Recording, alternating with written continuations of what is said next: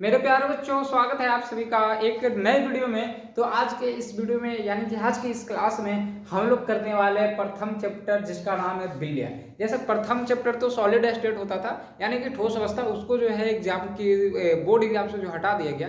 इसलिए अब जो हम लोग का जो पहला चैप्टर जो बन गया है वो हमारा बिलियन बन चुका है, यानी जिसको हम लोग इंग्लिश में बोलते हैं सोल्यूशन। ठीक है, तो इस वीडियो में हम लोग करने वाले VBI सब्जेक्ट की, देखो प्यारे बच्चों, इस चैप्टर से जो है ना ज़्यादा सब्जेक्टिव बनते नहीं हैं। मतलब इस चैप्टर से अगर पूछा जाए कि सर कितने नंबर का पूछा जा सकता है बोर्ड एग्जाम में, तो आपको बता दें यहाँ से 5 से 6 नंबर के क्वेश्चंस जो है पूछे जाते हैं बोर्ड एग्जाम में। कोई 2 नंबर में दे देगा, कोई फिर MCQ में दे देगा यानी ऑब्जेक्टिव में। तो इस तरीके से क्वेश्चन जो है पूछे दिए जाते हैं।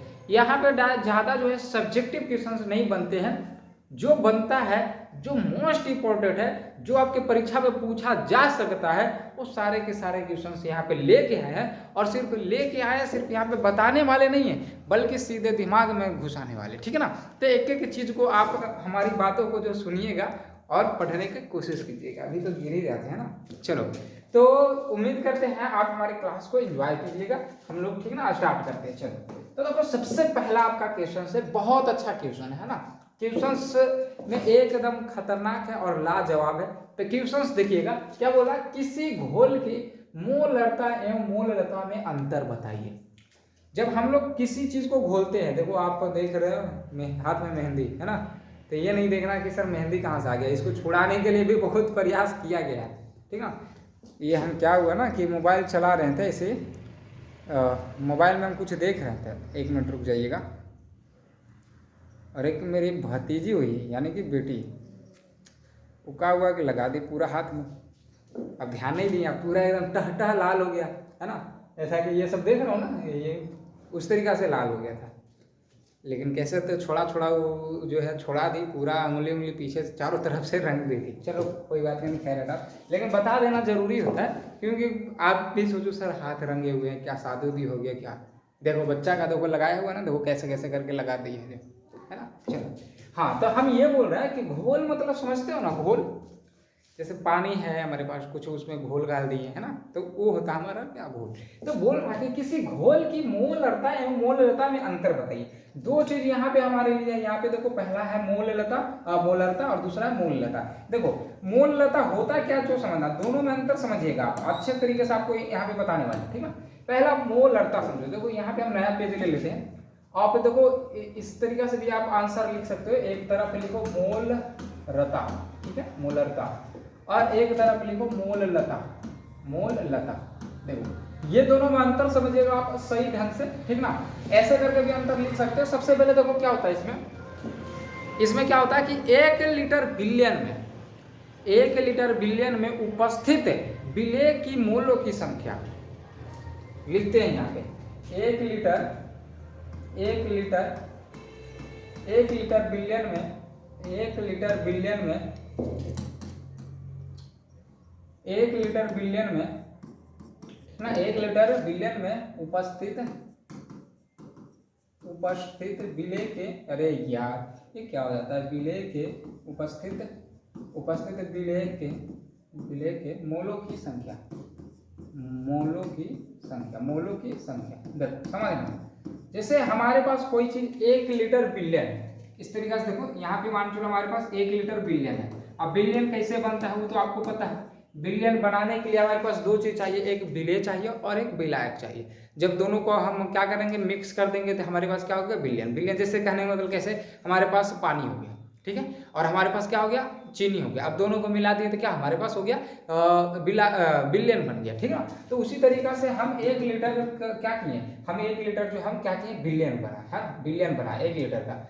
अब बोल रहा है कि 1 लीटर बिलियन में उपस्थित विलेय की मोलों की संख्या, जितना विलेय के मोलों की जो संख्या होगा वही हमारा मोलरता कहलाता है। वही हमारा क्या कहलाता है, मोलरता। अच्छा एक चीज देखो, चीनी हो गया और पानी हो गया, चीनी प्लस पानी, ये दोनों को मिला के हम क्या बना रहे हैं, ये दोनों को मिला के हम बिलियन बना रहे हैं। ये आपको पता है ना कि जो कम मात्रा में होता है वो हमारा विलेय होता है ना, और जो अधिक मात्रा में होता है वो हमारा विलायक होता है ना, वो हमारा क्या होता है, विलायक। तो ये भी आप याद रखिए, अगर नहीं जानते हैं तो कौन विलेय और कौन विलायक है ये भी पता कर लीजिए। जो घुलने वाला चीज होता है वो हमारा विलेय होता है, और जो चीज घुलाता है जो घुला देता है वो क्या होता है? विलायक। जैसे पानी घुलता नहीं है, घुला देता है, उसमें अगर चीनी को डालेंगे तो क्या करेगा? पानी जो उसको घुला देगा। या फिर ऐसे भी आप समझ सकते हैं, जिसकी मात्रा कम रहेगी वो हमारा विलेय और जिसकी मात्रा अधिक रहेगी वो हमारा विलायक। अब बताओ 1 kg हमारे पास क्या है? 1 kg हमारे पास चीनी है और उसमें 10 बूंद हम पानी डालेंगे तो चीनी को घुला पाएगा? बोलिएगा नहीं सर, नहीं घुलाएगा।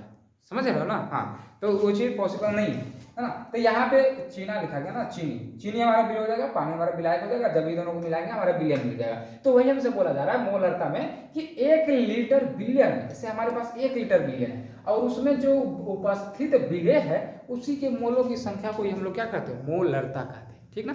अच्छा, मोललता में क्या होता है?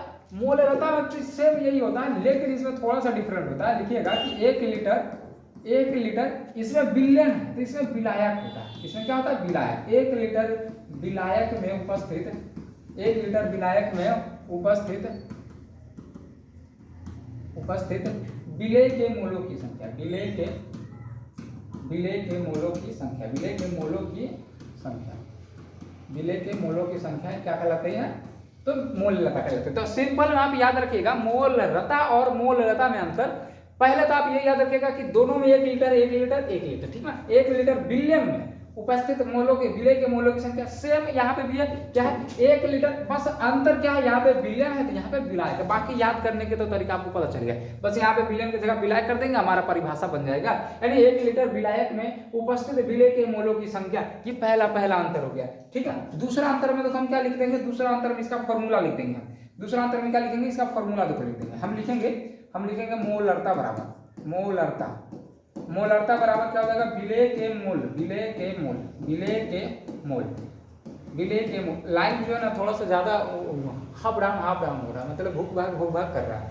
तो विलेय के मोल अपटे में हो जाएगा विलयन का आयतन, ऐसा लिख देते हैं, विलयन का आयतन। अब यार बच्चों ये बता देते हैं, ये आयतन जो हमारा लीटर में होना चाहिए, आयतन किस चीज में होना चाहिए? लीटर में होना चाहिए। तो ये होता है मोलरता का फॉर्मूला, यानी विलेय के मोल अपटे में विलयन का आयतन। जो विलयन का आयतन वो लिख दीजिए, ऊपर में जो विलेय दिया वो लिख दीजिए, हमारा मोलरता आ जाएगा।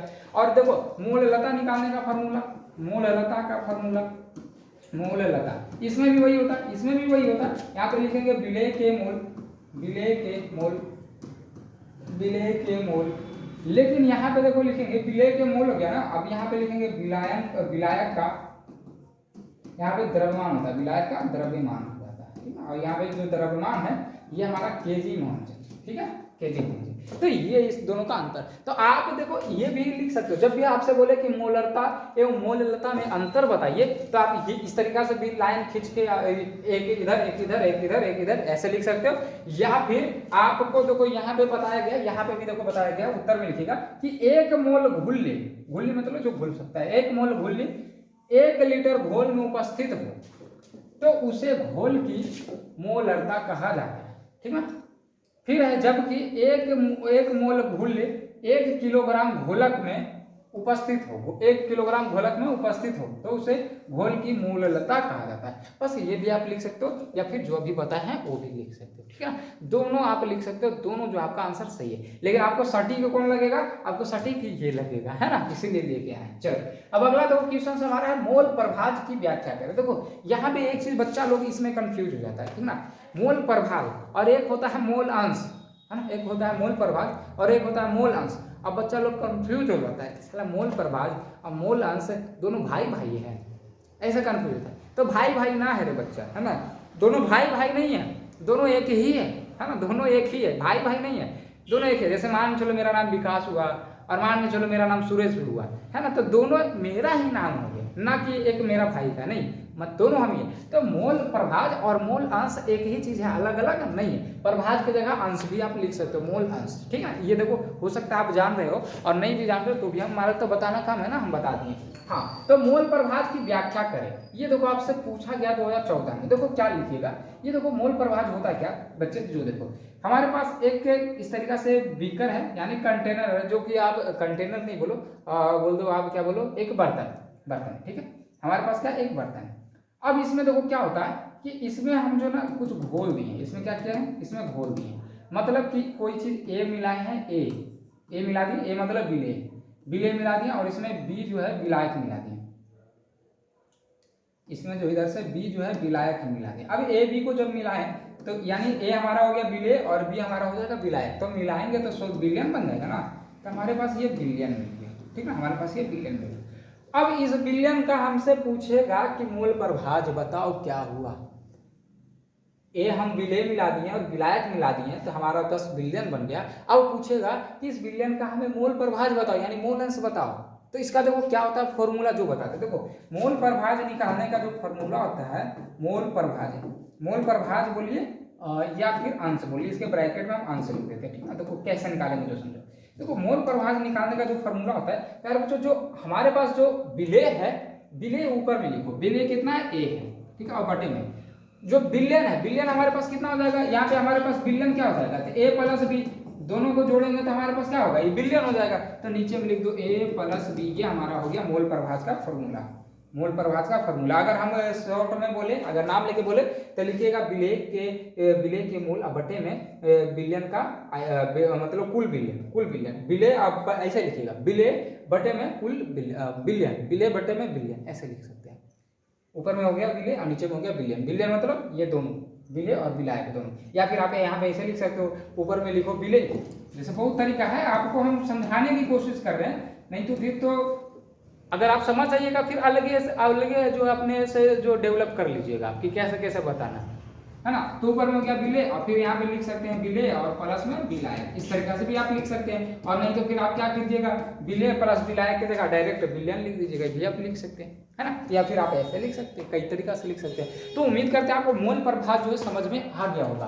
देखो क्या बोल रहा है इसका परिभाषा, कि यह किसी पदार्थ के मोल को घोल में उपस्थित कुल, देखो घोल में उपस्थित है ना, घोल में उपस्थित कुल मोल से भाग देने के बराबर होता है। कुल मोल तो इतना है और जो उसमें जो उपस्थित है घोल, घोल मतलब जो घुलता है, जो घुलता है, तो घुलने वाला कौन रहता है, तो घुलने वाला विलेय ना होता है, तो वही बोल रहा है घोल, घोल कहने का मतलब कि विलेय, जो विलेय में उपस्थित कुल मोल से भाग देने पर विलायक होता है। तो ये देखो टोटल कितना हो गया ए हमारे पास, और कुल मोल कितना हो गया ए प्लस बी, तो वही भाग दे दिए तो हमारा मोल प्रभाज निकल गया। और अगर ये परिभाषा से नहीं समझ में आया तो आप ऐसे डायरेक्ट याद रखना और ये परिभाषा याद रखना। देखो जिस तरीका से अगर हम बताए हैं, अगर आप उस तरीका से लिख देते हो ना, एग्जामिनर का हिम्मत नहीं है कि आपको 2 नंबर में से एक आप पॉइंट भी काट ले, है ना, दशमलव में भी काट ले, ऐसा हो नहीं सकता। पहले जब भी पूछे मोल प्रभाज की संख्या व्याख्या करें तो आप ये परिभाषा लिखो, इस तरीका से फिगर बनाओ। आप चाहो तो यहाँ पे बगल में लिख सकते हो कि ए बराबर में विलेय, ठीक ना, ए बराबर में विलेय, दूसरा बी बराबर में विलायक, आप इस तरीका से भी दर्शा सकते हो कि ए और बी क्या है, इस तरीका से लिख सकते हैं। और ये लिख दिए, फिर यहाँ पे बिलियन लिख देना, बिलियन मतलब ए प्लस बी, नीचे में ये फॉर्मूला लिख दो, ये लिखो या ना लिखो कोई जरूरत नहीं है ना। अगर इस तरीका से लिख देते हो ना, 2 नंबर कोई रुकने वाला नहीं है। चलो अब अगला क्वेश्चन चलते हैं हम लोग, तीसरा बोल रहा है कि क्यों किसी तरल में अउड़नशील ठोस घुल्ली डालने पर उसके वाष्प पदार्थ में कमी आती है। फिर से सुनो, बोला कि क्यों किसी तरल में अउड़नशील मतलब जो उड़ने वाला पदार्थ नहीं, जो उड़ने वाला पदार्थ नहीं है, उड़नशील मतलब उड़ने वाला, उसके पहले अ लग गया मतलब अउड़नशील यानी उड़ने वाला नहीं, तो अउड़नशील ठोस घुल्ली डालने पर उसके वाष्प पदार्थ में कमी आती है। मान के चलो कि पहले बहुत ज्यादा उड़ रहा था, ठीक ना, मान चलो पहले बहुत ज्यादा उड़ रहा था, अब उसमें ऐसा कोई पदार्थ डाल दिए जो अउड़नशील है, तो जो पहले ज्यादा उड़ रहा था ना अब कम हो गया, अब उतना नहीं उड़ता। क्यों ऐसे होता है यही बताना है, और मस्त से समझा देते हैं आपको, है ना, एकदम खुश हो जाइएगा। कहने का मतलब ये हुआ कि हमारे पास एक बर्तन है इस तरीका से, ठीक ना, इस तरीका से बर्तन है हमारे पास। अब इसमें जो है हम जो है ना विलायक मिलाए, देखो इसमें हम विलायक डाल दिए हैं, इसमें हम विलायक डाल दिए, और वो भी कैसा शुद्ध विलायक डाल दिए। शुद्ध विलायक मतलब इसमें कोई भी जो है मिलावट नहीं है, हम इसमें जो शुद्ध विलायक जो है इसमें डाल दिए। अब इसमें शुद्ध विलायक डाले हैं तो इससे ये वाष्प बनेगा, ये शुद्ध विलायक डाले हैं तो ये वाष्प बनेगा। अब वाष्प बनेगा तो क्या होगा, ये उड़ेगा, ये तो उड़ेगा है ना ऊपर की ओर, वाष्प बन के क्या होगा, उड़ेगा, ठीक है। अब क्या किए कि थोड़ी देर बाद जो है ये विलायक में जो है ना, यही सेम टू सेम विलायक में, यही सेम टू सेम विलायक में जो है ना यही सेम टू सेम विलायक में हम एक विलेय डाल दिए। हम क्या डाल दिए? एक विलेय डाल दिए जिसका नाम है NaCl। NaCl यानी कि हम नमक डाल दिए। क्या डाल दिए? नमक। नमक जो है अउड़नशील, नमक क्या है बाबू? अउड़नशील। हम इसमें नमक डाल दिए तो अब ये हमारा क्या हो गया? अब हमारा ये जो है विलायक हो गया। अब हमारा क्या हो गया? ये विलायक हो गया। अब एक चीज आप देखो कि ये विलायक जो है हमारा शुद्ध जो विलायक है, इससे जब वाष्प बन के जा रहा है ना, वाष्प बन के जब जा रहा है ये, तो या इसके सतह पर, इसके सतह पे, इसके सतह पे, सतह पर, इसके सतह पर क्या होगा? तो केवल विलायक होगा।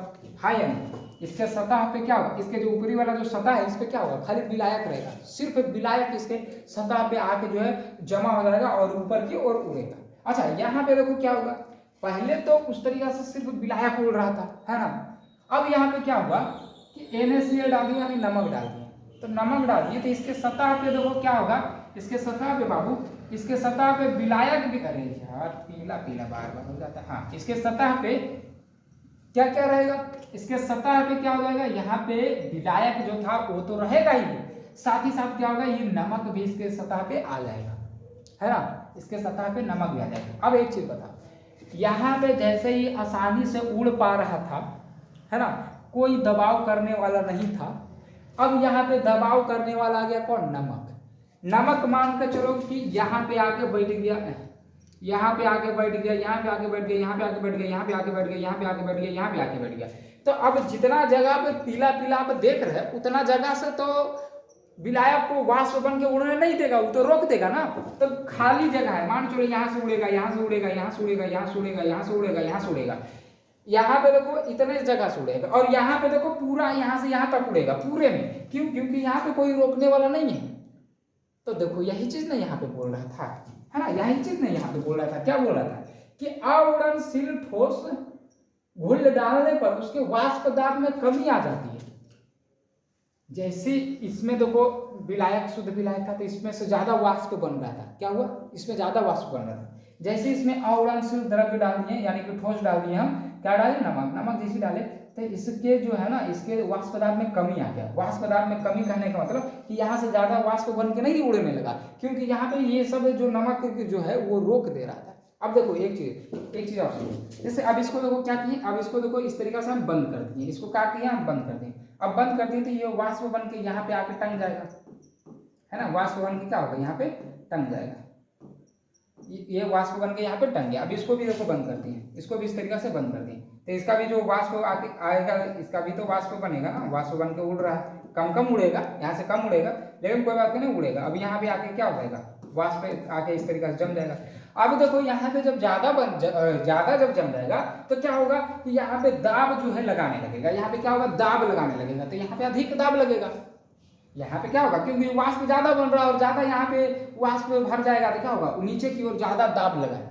यहाँ पे देखो कम वाष्प बन के जा रहा है तो यहाँ पे दाब कम लगाएगा। तो क्या हुआ कि यहाँ पे जो हम जैसे ही कोई घुल्ले पदार्थ डाल दिया, यानी अउड़नशील पदार्थ इसमें जैसे हम डाले, इसका दाब में क्या हो गया? वाष्प पदार्थ में कमी आ गया। वाष्प पदार्थ में क्या हो गया? कमी आ गया। यही हमसे पूछा जा रहा था कि क्यों होता है।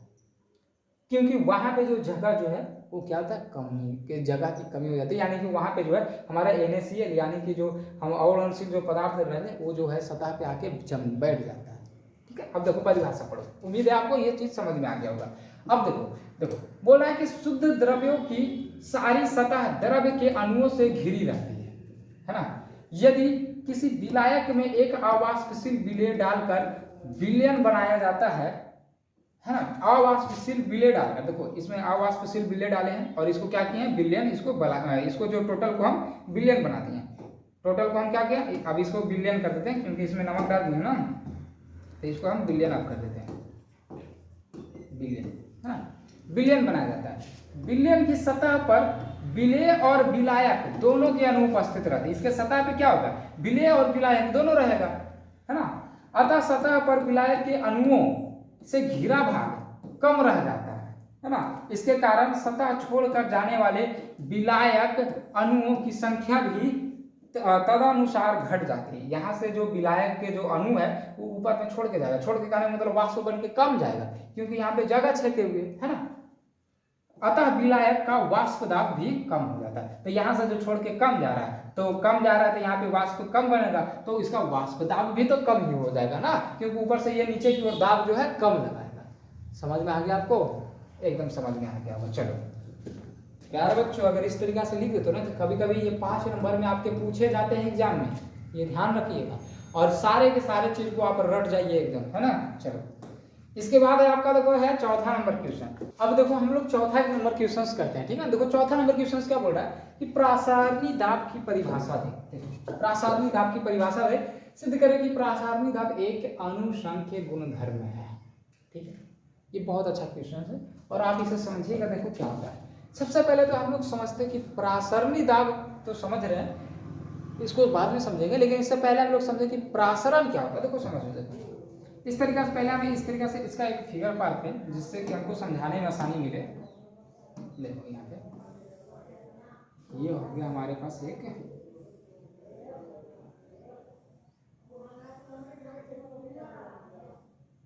इस तरीके से देखो इसमें जो है ना हमारे पास शुद्ध विलायक है। क्या है प्यारे बच्चों, इसमें हमारे पास जो है ये शुद्ध विलायक है, इसमें शुद्ध विलायक है इसमें, ठीक है।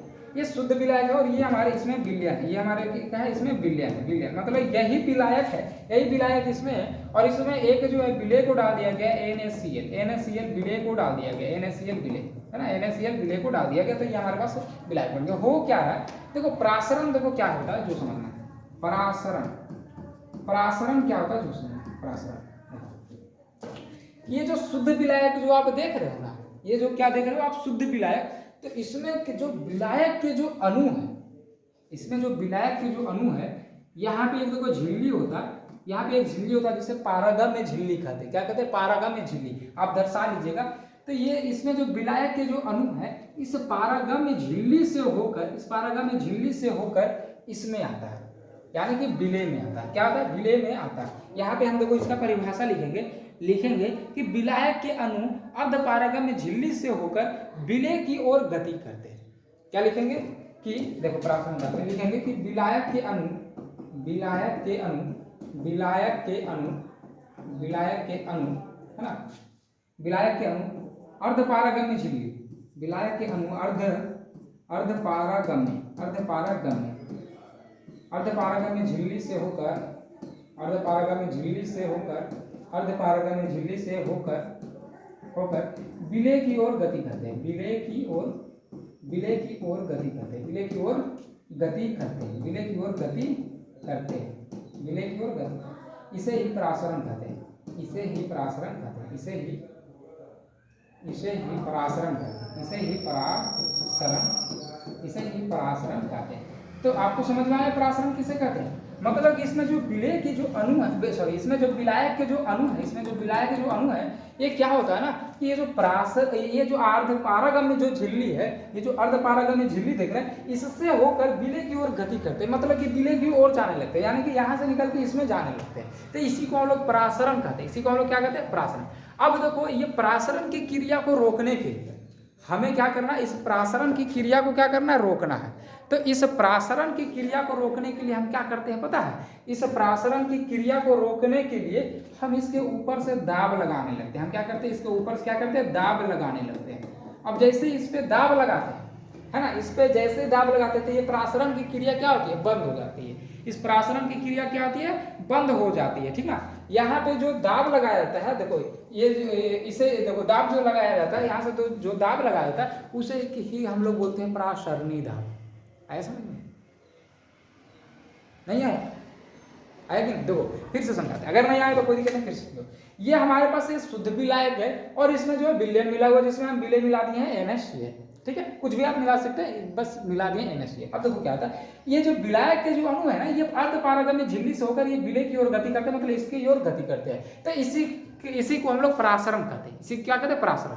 अब ये परासरण की क्रिया को हमें रोकना है। ये जो अणु इससे जो इसमें जो जा रहा है, इसको हमें क्या करना है? रोकना है। तो रोकना है तो एक काम करेंगे, क्या करेंगे कि यहाँ से हम दाब लगाएंगे। अब यहाँ से जब दाब लगाएंगे ना, तो जो इसमें से आ रहा है ना वो नहीं आ पाएगा, मतलब रुक जाएगा। तो जो यहाँ पे जो दाब लगा रहे हैं, इसे ही हम लोग बोलते हैं परासरणी दाब। इसे ही हम लोग क्या बोलते हैं? परासरणी दाब। परासरणी दाब को जो है पाई से सूचित किया जाता है, परासारणी दाब को किससे सूचित किया जाता है? पाई से सूचित किया जाता है। लिख लीजिएगा, लिखा हुआ है नहीं लिखा हुआ, लिख लीजिएगा। इसे पाई से सूचित किया जाता है, इसे पाई से सूचित किया जाता है, इसे पाई से सूचित किया जाता है, इसे पाई से सूचित किया जाता है। लिख लीजिएगा, पाई से सूचित किया जाता है। और पाई बराबर यहाँ पे फॉर्मूला होता है जो CRT, पाई बराबर यहाँ पे फॉर्मूला होता है CRT। आप याद रखिएगा ये CRT क्या है? ये परासरणी दाब का जो है ये फॉर्मूला। पूछ दे आपसे एग्जाम में कि परासरणी दाब को किससे सूचित किया जाता है? पाई से। परासरणी दाब फॉर्मूला होता है तो पाई बराबर CRT, पाई बराबर CRT। कॉपी में लिखिए और रट जाइए।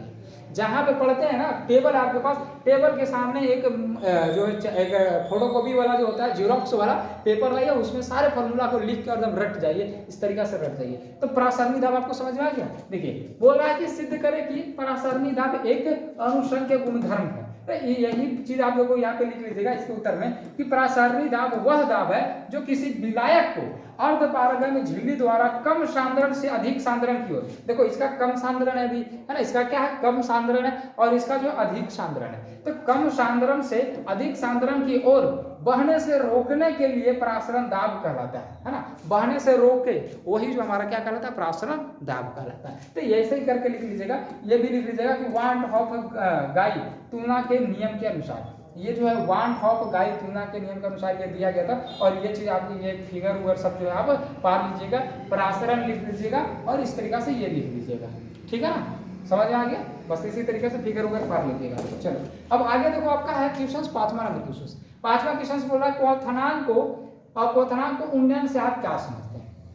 क्वथनांक के उन्नयन से आप क्या समझते हैं? देखो एग्जाम में ये भी 2014 में पूछा गया है ना। इसे देखिए, आप उत्तर में लिखिएगा कि जब किसी विलायक का वाष्प दाब उसके वातावरण यानी कि एटीएम के दाब के बराबर होता है। जब विलायक का जो वाष्प दाब है, जो विलायक का जो वाष्प दाब, मान चलो ये देखो विलायक हमारे पास, ये हमारे पास देखो यहाँ पे देखो, समझो ये हमारे पास देखो इस तरीके से विलायक है, ये हमारे पास ये क्या है? विलायक, ये विलायक हमारा, ठीक है, विलायक। इसमें देखो इस तरीके से विलायक भरा हुआ है।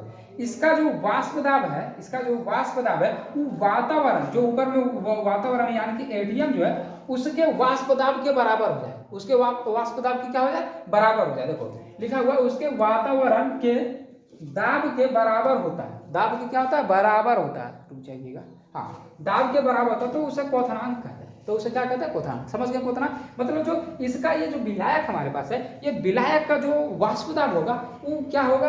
ये जो वातावरण का जो वाष्प दाब है अगर उसके बराबर हो गया तो उसे क्वथनांक बोलेंगे। ठीक है, फिर लिखेंगे तो उसे क्वथनांक कहते हैं। देखो यहाँ पे देखो, नमक के डालने से विलायक का वाष्प दाब कम होता है।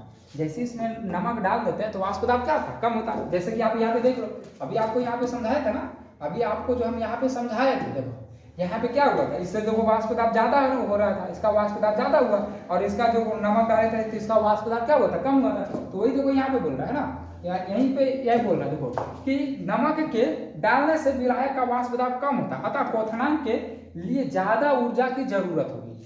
हमें क्या करना? क्वथनांक करने का मतलब क्या? इसके जैसा वातावरण, मतलब वातावरण जैसा दाब लगाने के लिए क्या होगी? ऊर्जा की अधिकता होगी, मतलब ज्यादा ऊर्जा लगेगा। नहीं समझे? जैसे समझो, एक चीज बताते हैं आपको, क्योंकि देखो ये सब केमिस्ट्री है बाबू, केमिस्ट्री में बिना प्रैक्टिकल के कुछ समझ में नहीं आता है, ठीक ना। फिजिक्स में तो समझ में आ जाएगा, ऐसे ही समझा देंगे तो समझ में आ जाएगा, लेकिन केमिस्ट्री ऐसा चीज़ है जब तक आपको प्रयोग करके ना बताया जाए जब तक समझ में नहीं आएगा। लेकिन फिर भी हम बिना प्रयोग के आपको समझाने की कोशिश करते हैं। एक बार ना बोल के वही चीज़ को 10 बार बोलेंगे, कहीं नहीं समझ में आएगा। आएगा एकदम आएगा। जैसे मान चलो कि ये देखो, मान चलो ये 100 डिग्री मान चलो, समझो इसमें इसका मान चलो कि वातावरण जो दाब है ये मान के चलो कि 20 है। ऐसे ही उदाहरण के लिए मान चलो कि 20 है। अब इसको ये विलायक का जो है ना वाष्प दाब हमको 20 करना, तो मान चलो इसको 100 डिग्री सेल्सियस गर्म किए हैं तो इसका वाष्प दाब 20 के बराबर हो गया, इसका वाष्प दाब भी जो 20 के बराबर हो गया। अब क्वथनांक हो गया। अब क्वथनांक का उन्नयन क्या होता है? तो क्वथनांक का उन्नयन में होता क्या ना, जैसे इसमें देखो विलय होता है, ये विलयन बन गया, ये क्या बन गया? विलयन। मतलब इसमें तो विलायक था यही वाला चीज इसमें, लेकिन इसमें क्या कर दी ना, हम नमक डाल दिए। इसमें क्या करते हैं? नमक, यानी कि NaCl डाल दिए। अब NaCl डाल दिए तो इसका वाष्प दाब जो है कम हो गया। वाष्प दाब क्या हो गया? कम हो गया, क्योंकि यहाँ पे नमक जो है कुछ इसके सतह पे आ गया, जिसके कारण उतना जो है जा नहीं पाएगा, उतना जो है जा ऊपर नहीं पाएगा। तो अब क्या होगा, तो यहाँ पे हम क्या किए थे 100 डिग्री गर्म किए थे तो 20 पहुंच गए, हम यहाँ पे 100 ना करके हम 120 डिग्री तक गर्म करेंगे, है ना, 120 डिग्री तक गर्म करें। लेकिन कितनों गर्म करें, लेकिन इसके इसके इसका जो क्या बोलते हैं, हाँ, इसका जो दाब 20 है, हमको 20 वातावरण के जैसा ही हमको पहुंचाना है इसका भी वाष्प दाब।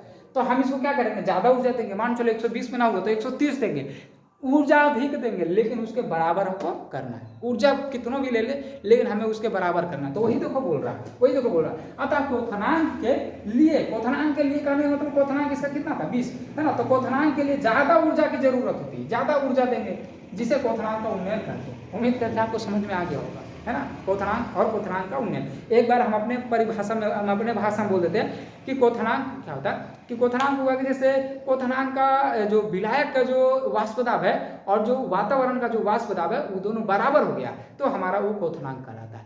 क्वथनांक का उन्नयन क्या कहलाता है कि जो विलायक जो है उसमें हम नमक डाल दिए तो उसका वाष्प दाब कम हो गया।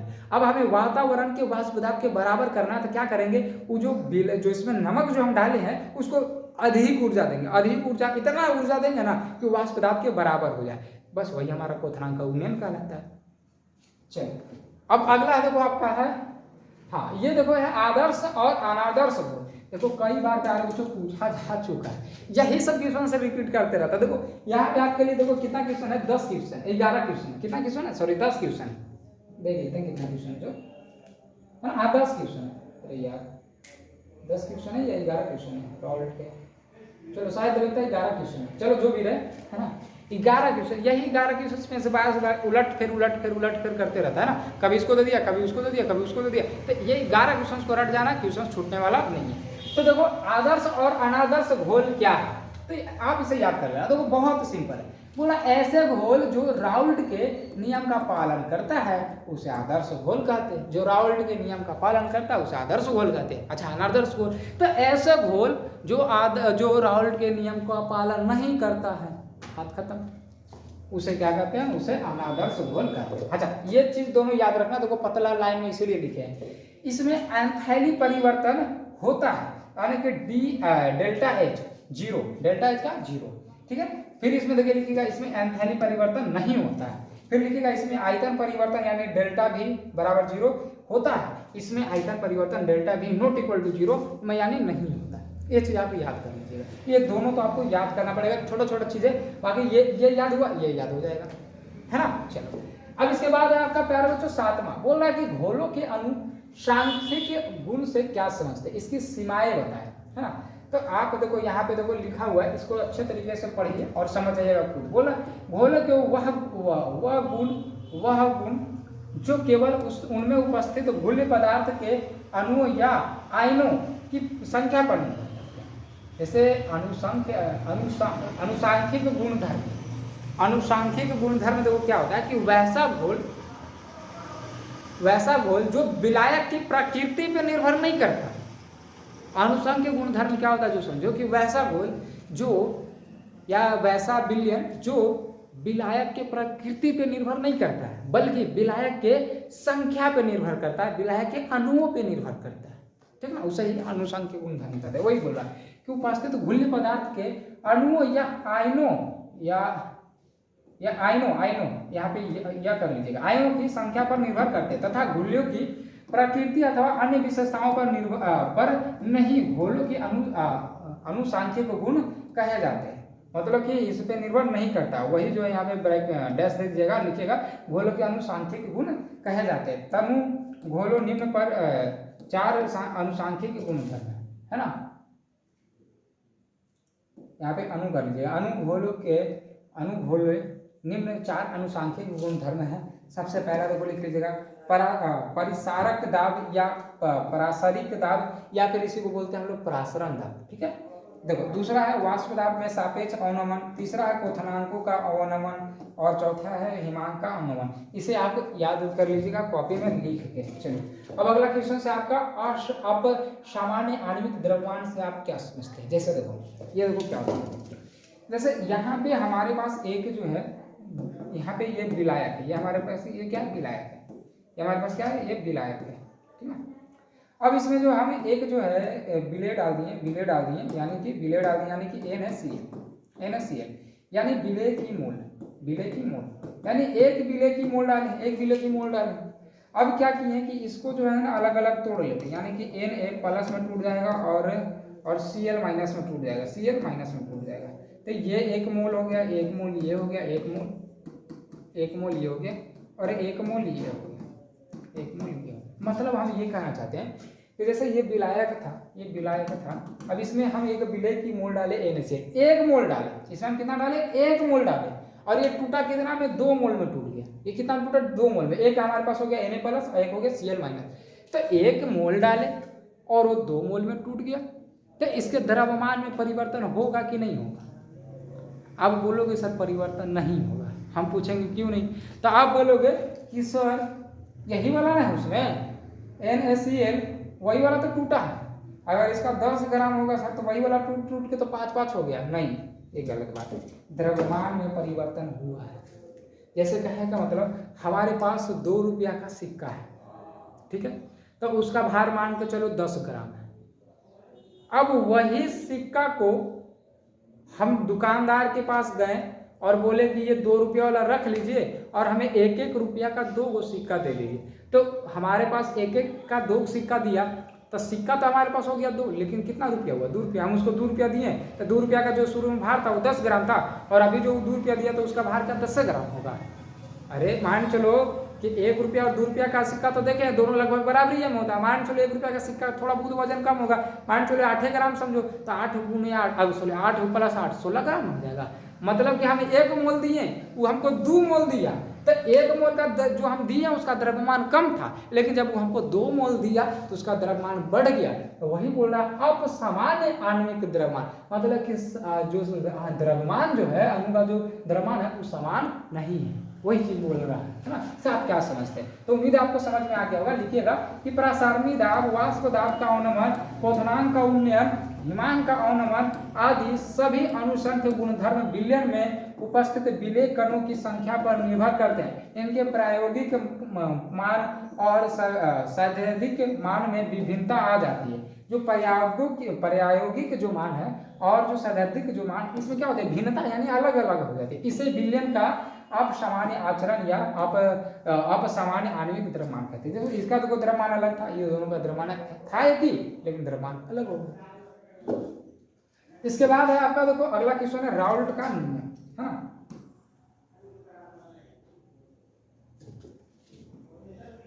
देखो इसके बाद, अरे यार ये क्या हो जाता है पता नहीं, सरिया खिलाते हैं फिर ऐसे हो जाता है। देखो है हमारे पास राउल्ट के वाष्प दाब के सापेक्ष अवनमन नियम की व्याख्या करें। राउल्ट के वाष्प दाब, देखो इसका उत्तर लिखिएगा, किसी विलायक का वाष्प दाब में होने वाले अपेक्षित अवनमन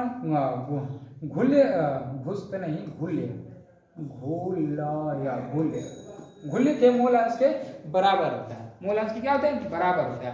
अब ये आप चुपचाप से इसका तो कोई फॉर्मूला देते हैं, वो आप याद कर लीजिएगा। पी नोट माइनस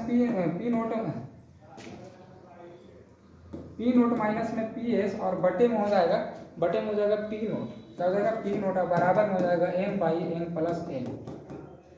ये चीज आप याद रखिएगा। यानी राउल्ट के वाष्प दाब के सापेक्ष अवनमन का जो ये फॉर्मूला होता है, ठीक ना। और ये हमें बतलाता है मोल अंश, ये हमें क्या बतलाता है, मोल अंश। आपसे जब भी इस तरीके से पूछे ना तो आप ये लिख दीजिएगा। ऐसे तो जल्दी पूछना नहीं, लेकिन पूछे तो इस तरीके से आप लिख दीजिएगा। अब लास्ट वाला क्वेश्चन है आपका, ये भी तो वही क्वेश्चन है ना, क्वेश्चन वही है, सेम टू सेम हो गया। हाँ, क्वेश्चन मतलब कि आपका जो हो गया खत्म, यानी 10 क्वेश्चन था आपका, है खत्म हो गया आपका क्वेश्चन। तो देखो यही चीज़ था पहला चैप्टर में आपका। अब इसका लाएंगे MCQ लाएंगे, यानी ऑब्जेक्टिव लाएंगे, तो वहाँ पे ऑब्जेक्टिव भी अच्छे तरीके से आपको समझा देंगे, तो आपका पहला चैप्टर कंप्लीट हो जाएगा। बस पहला चैप्टर में आप इतना पढ़ लीजिएगा, इससे अधिक पढ़ने की आवश्यकता नहीं है आपको। और उम्मीद करते हैं आपको जो बताया ना वो समझ में भी आया होगा, है ना। चलो तो हम लोग मिलते हैं अगले वीडियो में बाबू, तब तक के लिए जय हिंद जय भारत।